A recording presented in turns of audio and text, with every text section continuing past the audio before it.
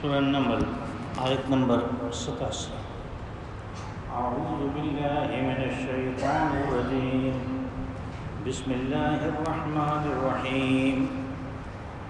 وَيَوْمَ يُنفَخُ فِي الصُّورِ فَفَزِعَ مَن فِي السَّمَاوَاتِ وَمَن فِي الْأَرْضِ إِلَّا مَن شَاءَ اللَّهُ وَكُلٌّ أَتَوْهُ دَاخِرِينَ۔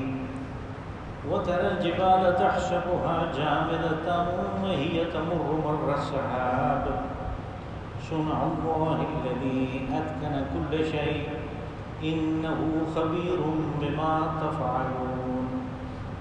مَنْ جَاءَ بِالْحَسَنَةِ فَلَهُ خَيْرٌ مِّنْهَا وَهُمْ مِنْ فَزَعٍ يَوْمَئِذٍ آمِنُونَ۔ وَمَنْ جَاءَ بِالسَّيِّئَةِ فَكُبَّتْ وُجُوهُهُمْ فِي النَّارِ هَلْ تُجْزَوْنَ إِلَّا مَا كُنْتُمْ تَعْمَلُونَ۔ إِنَّمَا أُمِرْتُ أَنْ أَعْبُدَ رَبَّ هَذِهِ الْبَلْدَةِ الَّذِي حَرَّمَهَا وَلَهُ كُلُّ شَيْءٍ وَأُمِرْتُ أَنْ أَكُونَ مِنَ الْمُسْلِمِينَ وَأَنْ أَتْلُوَ الْقُرْآنَ فَمَنِ اهْتَدَىٰ فَإِنَّمَا يَهْتَدِي لِنَفْسِهِ وَمَنْ ضَلَّ فَقُلْ إِنَّمَا أَنَا مِنَ الْمُنذِرِينَ۔ وَقُلْ الْحَمْدُ لِلَّهِ سَيُرِيكُمْ آيَاتِهِ فَتَعْرِفُونَهَا وَمَا رَبُّكَ بِغَافِلٍ عَمَّا تَعْمَلُونَ۔ صدق اللہ العظیم۔ وَيَوْمَ يُنفَخُ فِي الصُّورِ فَفَزِعَ مَن فِي السَّمَاوَاتِ وَمَن فِي الْأَرْضِ إِلَّا مَن شَاءَ اللَّهُ۔ اور اس دن کو یاد کرو کہ جب سور پھونکا جائے گا تو آسمان و زمین میں جو کچھ بھی ہے وہ سب گھبرا اٹھیں گے، سوائے اس کے کہ جس کو اللہ چاہے وہ نہیں گھبرائے گا۔ وَكُلٌّ أَتَوْهُ دَاخِرِينَ، اور پھر سب نے اللہ کے حضور حاضر ہونا ہے، سب نیچے کیے ہوئے۔ وَتَرَى الْجِبَالَ تَحْسَبُهَا جَامِدَةً وَهِيَ تَمُرُّ مَرَّ السَّحَابِ، اور اے مخاطب تو دیکھے گا کہ پہاڑ ایسے نظر آتے ہیں کہ جیسے وہ اپنی جگہ ٹکے ہوئے ہیں، حالانکہ وہ اڑ رہے ہوں گے جیسے بادل اڑتے ہیں۔ صُنْعُ اللَّهِ الَّذِي أَتْقَنَ كُلَّ شَيْءٍ، اور یہ تو اس اللہ کا کرنا ہے کہ جو ہر چیز کر گزرتا ہے۔ إِنَّهُ خَبِيرٌ بِمَا تَفْعَلُونَ، وہ تو تمام اعمال سے باخبر ہے جو تم کرتے ہو۔ مَنْ جَاءَ بِالْحَسَنَةِ فَلَهُ خَيْرٌ مِّنْهَا، جو کوئی بھی کوئی اچھا عمل لے کے آئے گا اس کے لیے بدلہ اس سے بہتر ہے۔ وَمَنْ جَاءَ بِالسَّيِّئَةِ فَكُبَّتْ وُجُوهُهُمْ فِي النَّارِ وَهُمْ مِنْ فَزَعٍ يَوْمَئِذٍ آمِنُونَ، اور پھر ایسے لوگوں کے لیے وہ خوف و ہراس اور گھبراہٹ نہیں ہوگی، وہ امن میں ہوں گے۔ وَمَنْ جَاءَ بِالسَّيِّئَةِ فَكُبَّتْ وُجُوهُهُمْ فِي النَّارِ، اور جو کوئی بھی کوئی برے اعمال لے کے آئے گا اس کو اونde منہ دوزخ میں جھونک دیا جائے گا۔ هَلْ تُجْزَوْنَ إِلَّا مَا كُنْتُمْ تَعْمَلُونَ، انہیں کہا جائے گا کہ جو کچھ تم کرتے رہے ہو یہ اسی کا بدلہ ہے۔ إِنَّمَا أُمِرْتُ أَنْ أَعْبُدَ رَبَّ هَذِهِ الْبَلْدَةِ الَّذِي حَرَّمَهَا وَلَهُ كُلُّ شَيْءٍ، اور مجھے تو صرف یہ حکم ہوا ہے کہ عبادت کروں اس محترم شہر کے رب کی، کہ جس نے اسے محترم ٹھہرایا ہے اور ہر چیز پہ اختیار اس کا اپنا ہے۔ وَأُمِرْتُ أَنْ أَكُونَ مِنَ الْمُسْلِمِينَ، اور مجھے حکم ہوا ہے کہ میں اس کا فرما بردار بن کے رہوں۔ وَأَنْ أَتْلُوَ الْقُرْآنَ، اور یہ کہ میں قرآن پاک پڑھ کے تمہیں سناؤں۔ فَمَنِ اهْتَدَىٰ فَإِنَّمَا يَهْتَدِي لِنَفْسِهِ، تو جس کسی نے بھی ہدایت کی راہ پہ چلنا ہوا تو وہ یہ کام کر کے صرف اپنا فائدہ کرے گا۔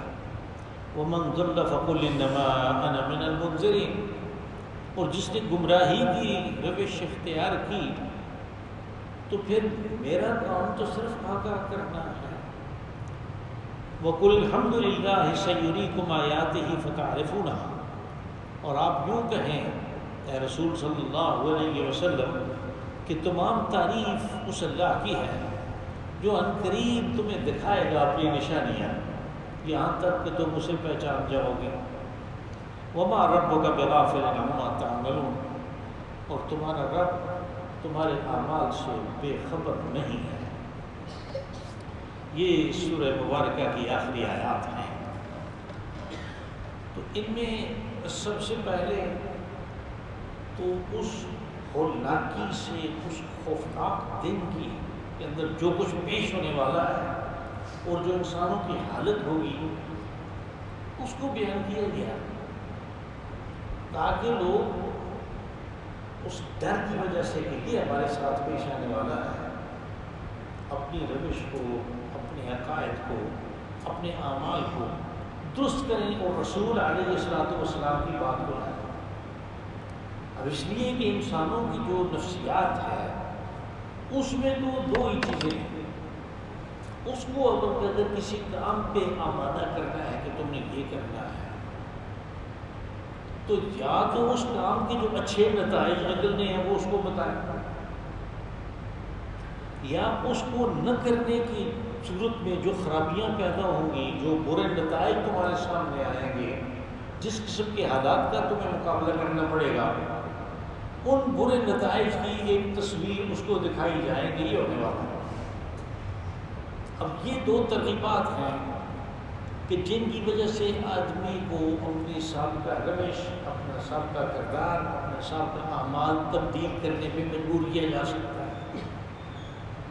یہاں پہ صورتحال یہ ہے، یعنی یہ مکہ ہے اور یہ قریش مکہ ہیں جن کو خطاب ہے اس صورت میں، تو جن کو خطاب کیا جا رہا ہے، جو متمردین ہیں، جو متکبرین ہیں، جو قوم کے سردار ہیں، وہ اپنی خوشحالی کی وجہ سے، اپنی مرفیادی کی وجہ سے بات کے اوپر کام نہیں کر رہے، اس لیے ان کو اس قسم کی باتیں جو ہیں وہ بھی ساتھ ساتھ بتائی جاتی ہیں کہ بصورت دیگر یہ کچھ بھی ہونے والا۔ اب یہ ہے کہ جو کچھ ہوگا بعد میں وہ تو ہوگا، کہا کہ وہ جو دن ہے جس کا آغاز جو ہے ایک سورہ اسرافیل سے ہوگا۔ اب یہ جو سورہ اسرافیل ہے اس کے بارے میں جیسے روایات میں یہ بات آتی ہے کہ قیامت کتنے قریب ہے کہ اس کے لیے جو مقربین ملائکہ ہیں ان میں سے ایک جو ہے حضرت اسرافیل علیہ السلام، ان کی صرف ایک ہی ڈیوٹی ہے کہ انہوں نے وہ سور پھونکنی ہے۔ ہمارے اردو میں ترجموں میں اس کو کرنا بھی کہا گیا، اس کی شکل و صورت کیسی ہے یہ کسی کو پتہ نہیں، لیکن یہ ہے کہ وہ جو آواز نکلے گی اس کو اس دنیا اور اس عالم کے تمام چرند و پرند اور انسان اور جنات اور حیوان وہ سارے سن رہے ہیں، وہ سارے سنیں گے۔ اور یہ قیامت کے اس محشر کے آغاز کی بات ہوگی کہ وہ اس کا آغاز اس دنیا اور اس نظام کے وہ جو قوانین ہیں جن کے تحت یہ معرض وجود میں آیا ہے ان کو ختم کر کے اس سارے سسٹم کو ختم کر دیا جائے۔ اور دوسری جگہ قرآن پاک میں یہ آئی بات کہ یوم تبدل الارض غیر الارض والسماوات وبرزوا للہ الواحد القہار، کہ جس دن اس زمین و آسمان کو اور ان کے قوانین کو ختم کر دیا جائے گا، ایک نئے نوامیس کے تحت ایک عالم پیدا کیا جائے گا۔ اس عالم میں یہ بات ہوگی کہ لوگ اللہ کی طرف بھاگتے ہوئے جائیں گے سارے۔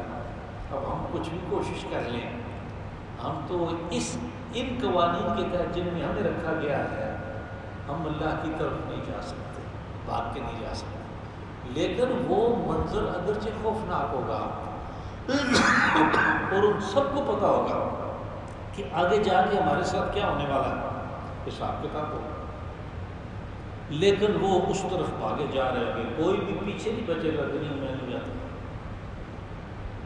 اور اس کی ابتدا اس سے ہوگی کہ ينفخ في الصور ففزع من في السماوات ومن في الارض الا من شاء اللہ، یعنی اس کی جو ہولناکی ہے، اس کی جو گھبراہٹ ہے، وہ تمام انسانوں کے اوپر طاری ہو جائے گی۔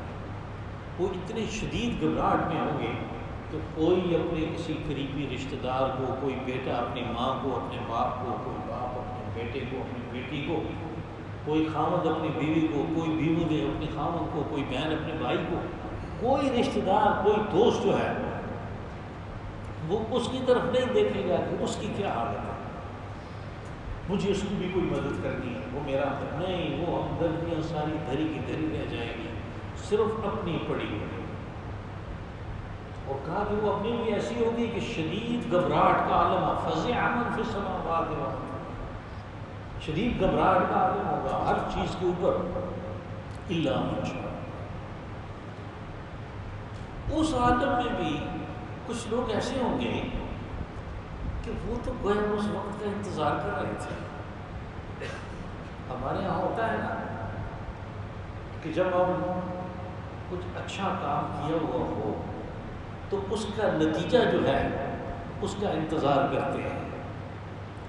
اب وہ لوگ جو صالح ہیں، جو نیکوکار ہیں، ان کے لیے موت جو ہے وہ ایک راحت کا سبب ہے کہ وہ اس کو انتظار کر رہے ہیں کہ اس کے بغیر کو اللہ سے ملاقات ہی نہیں۔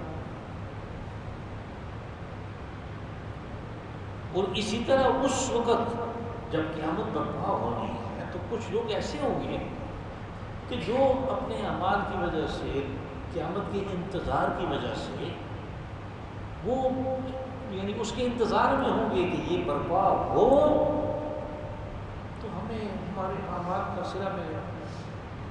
تو وہ جب برپا ہوگی تو انہوں نے تو کوئی نہیں گھبرانا، ان کے لیے تو یہ خوشی کا مقام ہے کہ وہ وقت آ گیا کہ جب اللہ کی رحمت کامل کا ظہور ہونا ہے۔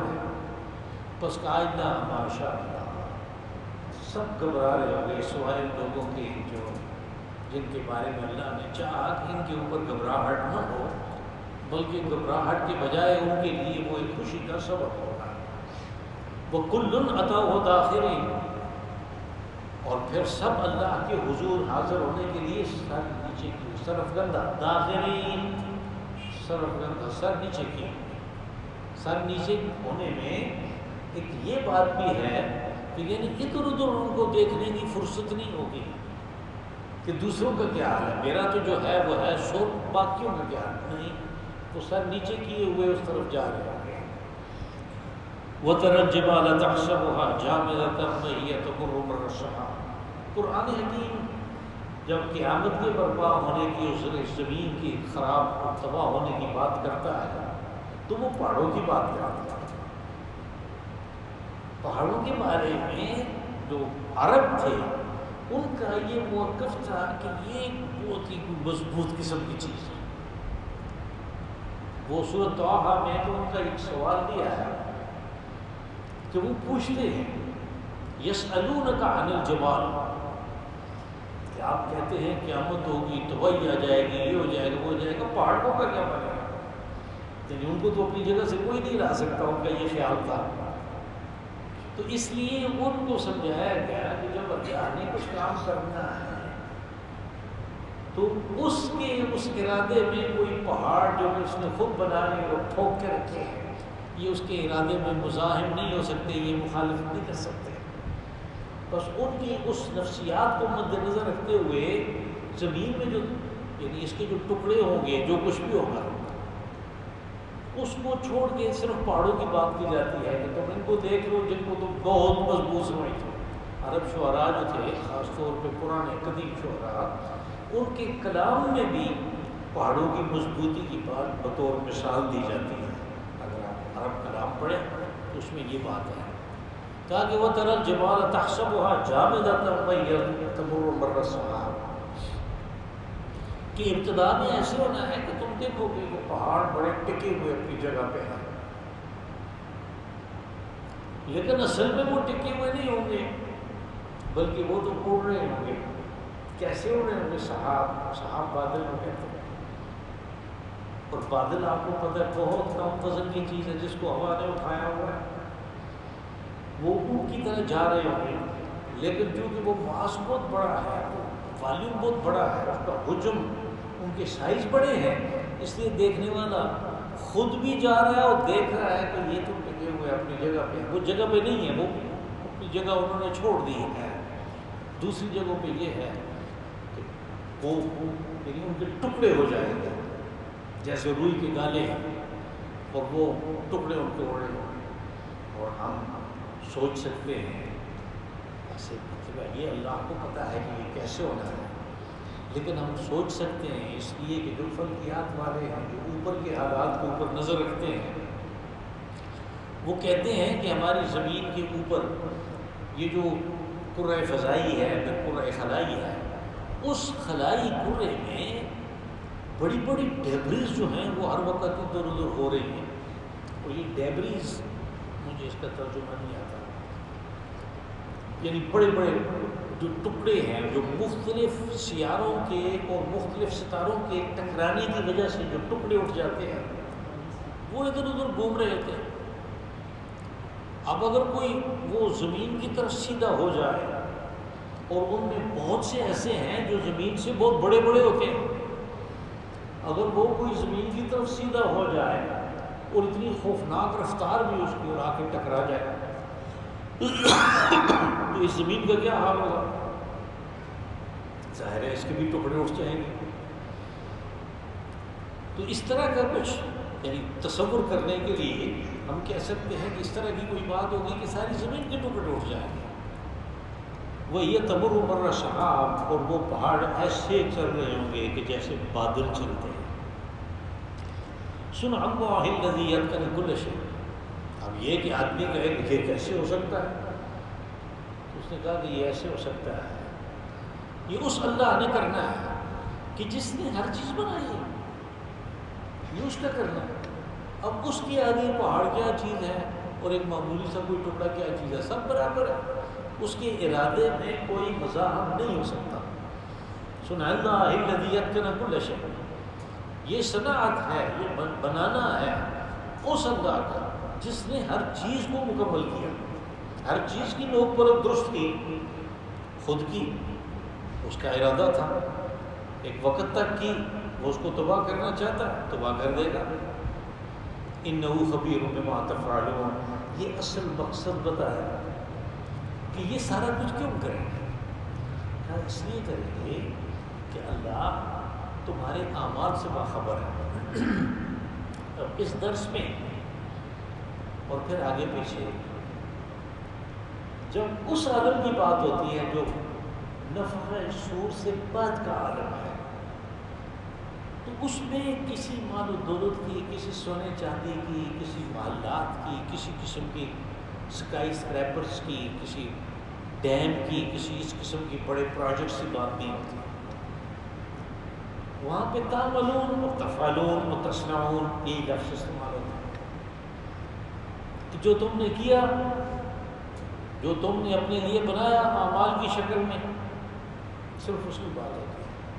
یعنی وہ عالم جو ہے اس میں انسانوں کی قدر و قیمت ان اعمال کی وجہ سے ہے، وہ جو یاد کرتے رہے۔ اور اعمال کیا ہے؟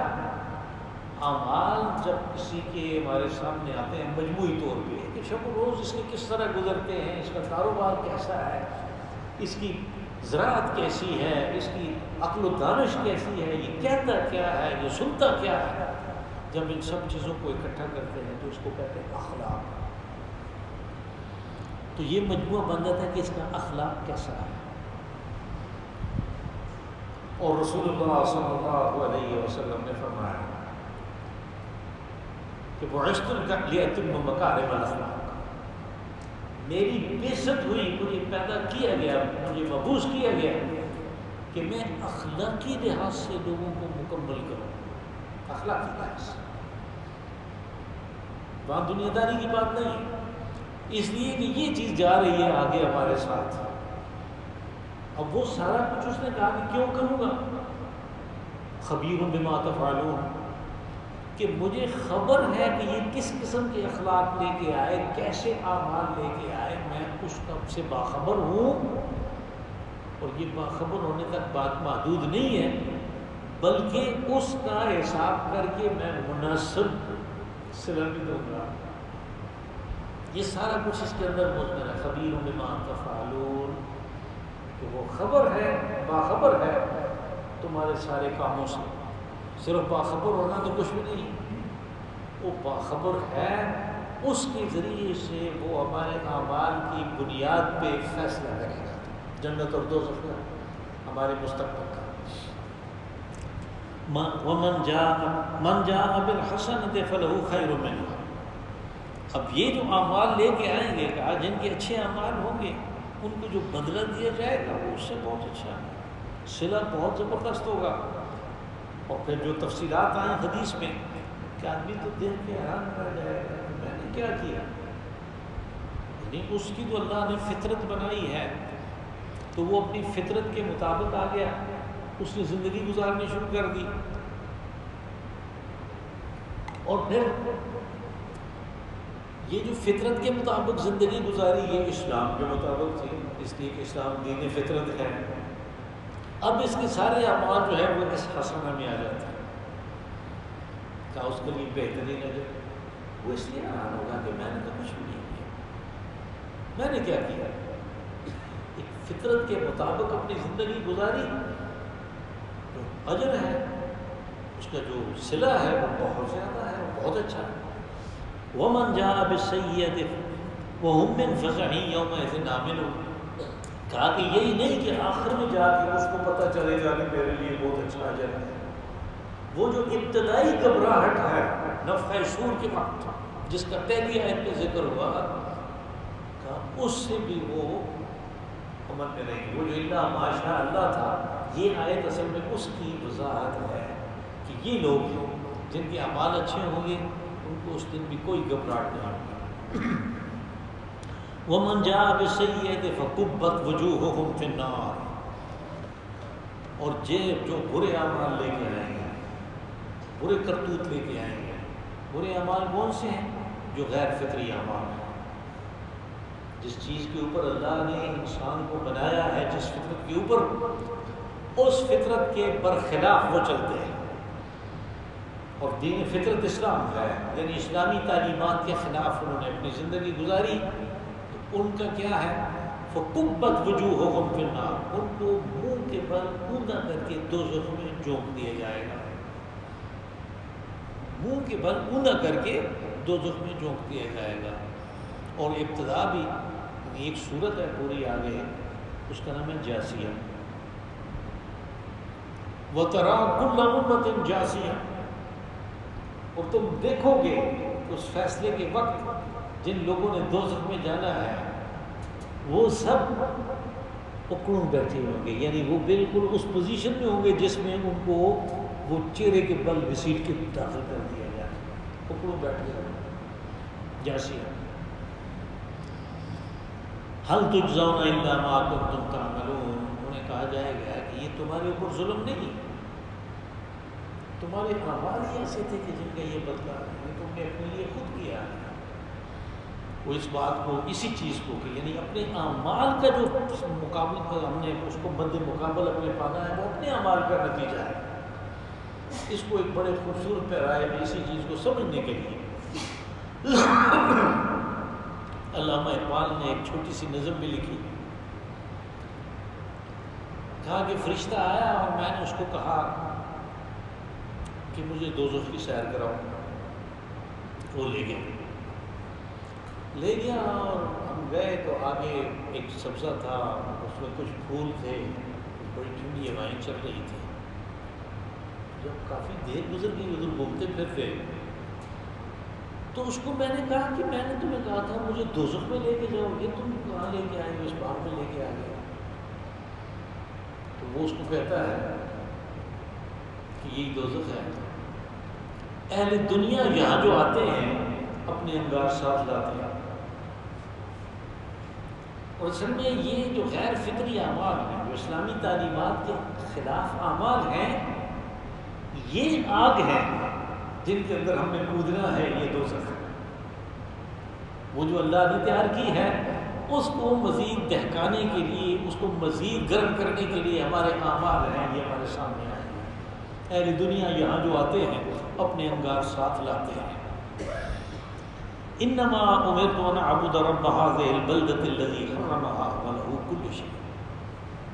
اب یہ کہ مکہ والے قریش مکہ میں رہ رہے ہیں اور ان کے اوپر جو اللہ کی مہربانیاں ہیں وہ بار بار ان کو بھول جاتے ہیں، وہ اس کو کوئی اپنا کمال سمجھتے ہیں، تو ان کو یاد کروایا گیا کہ میں تو اس اللہ کی بندگی کی بات کر رہا ہوں جس نے تمہارے اس شہر کو محترم قرار دیا ہے۔ جب اس نے محترم قرار دیا تو وہ لوگ جو اللہ کو وحدہ لا شریک مانتے ہی نہیں ہیں وہ بھی اس کا احترام کرتے ہیں اور اس کی وجہ سے قریش کا احترام کرتے ہیں۔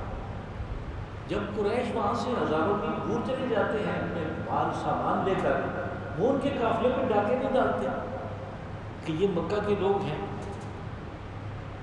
اس چیز کی ان کے ہاں کوئی قدر نہیں کہ جس اللہ نے یہ توقیر یہ عزت ہمیں بخشی، ہم اس کی بات اگر کوئی کر رہا ہے تو سنیں تو صحیح۔ اس لیے ان کو یاد کروایا گیا، کہا کہ میں رسول علیہ السلام نے فرمایا کہ مجھے یہ حکم ہوا ہے کہ جس رب نے اس کو محترم ٹھہرایا ہے، اس شہر کو، اس جگہ کو، جس کی وجہ سے تمہاری عزت ہے، تمہاری ٹوٹ بنی ہوئی ہے، میں اس کی پرستش کروں، مجھے یہ حکم ہوا۔ وَلَهُ كُلُّ شَيْءٍ، تو کہا اختیار سارا اس کا ہے، اگر اس نے کسی کو محترم ٹھہرایا، کسی کو عزت دی ہے، کسی کو وقار دیا، وہ لے بھی سکتا ہے۔ وَأُمِرْتُ أَنْ أَكُونَ مِنَ الْمُسْلِمِينَ، اور اس نے مجھے حکم دیا ہے کہ میں فرما بردار بن کے رہوں۔ یہ پھر وہی بات ہے کہ فرما برداری فطرت کے اوپر چلنا ہے۔ اللہ نے جو دین اسلام دیا، جو قوانین دیے، یہ انسانی فطرت اس کے مطابق بنائی اس نے، اور وہ قوانین اس فطرت کے مطابق ہیں۔ جو اپنے آپ کو ان دونوں چیزوں کو آپس میں وہ کر لے مطابق ایک دوسرے کے، وہ مسلمان ہے، وہ فرما بردار ہے۔ کہا مجھے فرما برداری کا حکم دیا گیا ہے کہ میں فرما بردار بن کے رہوں۔ وَأَنْ أَتْلُوَ الْقُرْآنَ، قرآن پاک جو ہے یہ آپ کو پتہ ہے تقریر کی صورت میں اترا ہے۔ یہ تحریر جو مصحف ہمارے سامنے ہے، یہ بعد میں صحابہ کرام نے بڑی محنت اور کاوش سے لکھا ہے۔ بعد کے علماء نے اس کے اوپر اور کام کیا، یعنی ساری زمانہ جو ہے اس میں جتنا اس کتاب کے اوپر کام ہوا اتنا تو کسی کے اوپر نہیں ہوا۔ اب انہوں نے اس کے ساتھ، یعنی یہ آیت تو تھی مسلمین، یہ آیت ختم ہوتی ہے، لیکن درمیان میں وہ تار رکھ کے یہ بتایا کہ یہ بات آگے جاری ہے۔ ہمارے علماء نے، یہ علماء نے کیا ہے، یہ فقہاء نے کیا ہے، مسلمین وَأَنْ أَتْلُوَ الْقُرْآنَ، کہ فرما بردار کون ہیں، ان کی نشانی یہ ہے کہ وہ قرآن پاک کی تلاوت کرتے ہیں۔ اب یہ کام اس وقت رسول اللہ صلی اللہ علیہ وسلم کی زبان سے کہوایا جا رہا ہے، اور جہاں پہ آپ کے جو فرائض بیان کیے گئے ہیں ان میں بھی پہلا کام قرآن پاک کی تلاوت ہے۔ وَالَّذِي بَعَثَ فِي الْأُمِّيِّينَ رَسُولًا مِّنْهُمْ يَتْلُو عَلَيْهِمْ آيَاتِهِ، کہ مبعوث کیا اپنے رسول کو ان امیین میں، وہ اس کی آیات پڑھ کے ان کو سناتا ہے۔ یہ فرائض منصبی میں سے سب سے پہلا فرض ہے کہ اس کتاب کو پڑھ کے سناؤ ان کو۔ اب ان کی یہ بات تھی کہ یہ خاص ان کی زبان میں اتری ہے۔ آپ کو پتہ ہے زبانیں وقت کے بعد کے ساتھ ساتھ تبدیل ہوتی رہتی ہے۔ آپ جب اس بات پہ غور کریں گے، آپ دیکھیں گے جب ہم چھوٹے تھے تو بہت سی ایسی ضرب الامثال استعمال ہوتی تھی ہندکو زبان میں، عربی زبان میں، جو اب نہیں ہوتی، لوگوں کو پتہ ہی نہیں ہے، نئے بچوں کو پتہ ہی نہیں ہے یہ کیا ہے۔ بہت ساری ہے، وقت کے ساتھ ساتھ تبدیلیاں آتی رہتی ہیں۔ تو اب جو عربی ہے اس کو تو وہ یہ کہتے ہی نہیں، اس کو کہتے ہیں فصحا، جو وہ بولتے ہیں اور لکھتے ہیں، جو اخباروں میں رسالوں میں جو عربی ہمیں ملتی ہے اس کو کہتے ہیں عادی۔ تھوڑا فرق ہے اس میں اور اس میں۔ تو یہ جو ہے اتلو القرآن، یعنی ان کو سنایا جا رہا ہے ان کی اپنی زبان میں۔ ہمارے لیے یہ مسئلہ ہے کہ ہمیں کوئی سنائے، جیسے میں ابتدا میں پہلے سناتا ہوں، جتنا بھی ہم نے کرنا ہے اس کو میں پڑھتا ہوں صرف، پھر اس کا ترجمہ کرتا ہوں، پھر تیسری دفعہ اس کے اوپر آتا ہوں کہ جو چیز واضح نہیں ہے اس کو بیان کروں۔ یہ جو دو سٹیپ اگلے ہیں کہ ترجمہ کرنا اور اس کی وضاحت کرنا، یہ ان کو صرف پڑھنے سے پتہ چل جاتا تھا۔ یعنی جب رسول علیہ الصلوۃ والسلام کچھ کہتے ہیں ان کو پہلے سے پتہ چلتا ہے۔ ہمیں واقعات میں بھی یہ چیز ملتی ہے، یعنی ایک بہت دانا قسم کا بڑا اچھا فصیح قسم کا جو قریش تھا، قریش میں سے ایک آدمی تھا عقبہ، وہ رسول اللہ صلی اللہ علیہ وسلم کے پاس آیا اور کہنے لگا کہ بھتیجے تمہاری وجہ سے ہمارے خاندانوں میں پھوٹ پڑ گئی ہے اور ہر جگہ وہ پولرائزیشن ہو گئی ہے ہر گھر میں، تو کچھ ایسا کرو کہ یہ بات جو ہے یہ ختم ہو، کچھ ہماری بات سنو، کچھ ہم تمہاری بات سنیں۔ رسول اللہ صلی اللہ علیہ وسلم نے، وہ عمر میں بڑا تھا، لوگ اس کی عزت کرتے تھے، بہت معتبر آدمی تھا، تو خاموشی سے اس کی بات سنو۔ جب وہ ختم کر چکا تو آپ نے صرف سورہ حامیم سجدہ پڑھنی شروع کر دی۔ اب اس کو تو سارا پتہ ہے کہ کیا ہو رہا ہے۔ تھوڑا سا آگے، یعنی تقریباً اس قرآن پاک کی آپ یوں کہیں گے 20 لائنیں پڑھنے کے بعد آگے بات آئے گی، انذرتکم مثل صاعقۃ عاد و ثمود، کہ میں تمہیں اس مستقبل سے، اس بھیانک منظر سے ڈرا رہا ہوں جو عاد اور ثمود کے ساتھ پیش آیا۔ تو اس نے رسول اللہ صلی اللہ علیہ وسلم کے منہ پہ ہاتھ رکھ دیا کہ بس آگے میں نہیں سن سکتا۔ عقبہ بن ابی معیط ہمارے سامنے پڑھتے رہتے، ہمیں نہیں پتہ چلتا۔ اب یہ کہ ان کی اور ہمارے درمیان یہ فرق ہے، اس لیے ہمیں نہیں یہ کاوش کرنی پڑتی ہے کہ ہمیں بھی سمجھ آئے بات کی کہ اللہ کا کیا پیغام ہے، اس کے لیے ہمیں اس کو ذرا کھول کے بیان کرنا پڑتا ہے۔ تو یہاں جو اتلو القرآن ہوگا، جب ہمارے اوپر بات آئے گی تو اس میں تلاوت، اس کا ترجمہ اور اس کی تشریح، ترجمہ اور تشریح وہ ہوگی جو اس مفہوم کو ادا کرے جو اس کا مفہوم رسول اللہ صلی اللہ علیہ وسلم نے بیان فرمایا اپنے باتوں کے ذریعے سے اور اپنے اعمال کے ذریعے سے۔ پھر اس کی جو مثال ہے وہ صحابہ کرام کے اقوال اور اعمال میں ہمیں ملے گی، اس کو کہتے ہیں آثار صحابہ۔ اب یہ کہ کسی نے اس کے بعد کوئی چیز ایجاد کر دی، اس کا کوئی ترجمہ ایجاد کر دیا، اپنی طرف سے کوئی معنی ہمیں سمجھانے کی کوشش کی، تو وہ درست نہیں ہوگا۔ جن لوگوں نے ایسی بعد میں آنے والی چیزوں کو مانا وہ خراب ہوئے تھے۔ اب یہ جو مثال کے طور پہ قادیانی ہے، امریکہ میں بہت زیادہ، سارے یورپ میں بہت زیادہ، ہمارے ہندوستان پاکستان میں زیادہ، عرب میں نہیں ہے۔ اس سے پہلے جو فساد تھا بہاءاللہ کا، جو ایرانی تھا، وہ اسی قسم کا تھا، بہاءاللہ باب، تو وہ فساد بھی وہاں پہ نہیں آیا۔ اس کی وجہ یہ ہے کہ ان کے پاس قرآن پاک تھا، وہ اس کو خود سمجھتے تھے۔ ہمارے پاس ہے، ہم اس کو سمجھنے کی کوشش نہیں کرتے، جو آتا ہے ہمیں، جو بات کہتا ہے ہم مان لیتے ہیں، تو کیا کریں، خود پڑھا جو نہیں ہے۔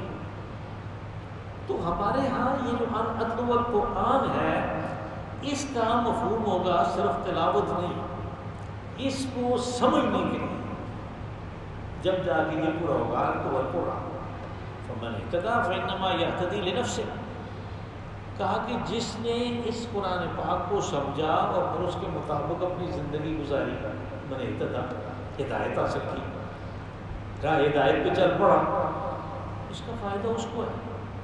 اللہ کی خدائی میں اس کے اعمال سے کوئی اضافہ نہیں ہوتا، اس کے جلال میں، اس کے جبروت میں، اس کی کبریائی میں کوئی اضافہ نہیں ہو جاتا، اس کا اپنا فائدہ ہے۔ وَمَنْ ضَلَّ فَقُلْ إِنَّمَا أَنَا مِنَ الْمُنذِرِينَ، اور جس نے اس راہ کو چھوڑ کے گمراہی کا راہ اختیار کیا تو آپ کا کام ختم، آپ نے قرآن پاک پڑھ کے سنایا، اس کا تزکیہ کیا اور سمجھایا، اس کے اندر و باہر کو صاف کیا، سمجھا دیا اس کو، اس نے گمراہی کی روش اختیار کی، اسے بتا دو کہ میرا کام تمہیں پکڑ پکڑ کے راستے پہ ڈالنا نہیں ہے، میں نے سمجھا دیا، اب تو آگے تمہارا کام، میرا کام صرف آگاہ کرنا تھا، منذری۔ وَقُلِ الْحَمْدُ لِلَّهِ سَيُرِيكُمْ آيَاتِهِ فَتَعْرِفُونَ۔ اب آپ کو پتہ ہے اس سورت کا جو اہم مضمون تھا وہ نشانی کے بارے میں تھا، عذاب کی نشانی دکھاؤ، قیامت کی نشانی دکھاؤ۔ تو آخر میں اعلان ہوا کہ اے رسول صلی اللہ علیہ وسلم انہیں کہیں الحمدللہ سیریکم آیات، ساری تعریف اس اللہ کی جو ان قریب تمہیں دکھائے گا، آیات اپنی نشانیاں دکھائے گا، فتعرفونہا، یعنی ایسی نشانیاں دکھائے گا کہ تم اللہ کا تعارف حاصل کر لو گے، تم اس کو پہچانو گے، تم جان لو گے۔ ایسے تم کہتے ہو نا، تو وہ نشانیوں کا تذکرہ یہ ہوا کہ پہاڑ ایسے چلیں گے، زمین پہ یہ حال ہوگا، یہ دکھانے کی بات ہوگی کہ تم خود مان جاؤ گے کہ وہ وحدہ لا شریک ہے، وما ربک بغافل عما تعملون۔ اور یہ سارا کچھ کس لیے ہوگا کہ تمہارے جو اعمال ہیں ان کی تمہیں جزا و سزا کے میدان میں لایا جائے۔ اللہم صلی وسلم وبارک وانعم علی عبدک ورسولک ونبیک محمد صاحب المقام المحمود والحوض المورود وعلی آلہ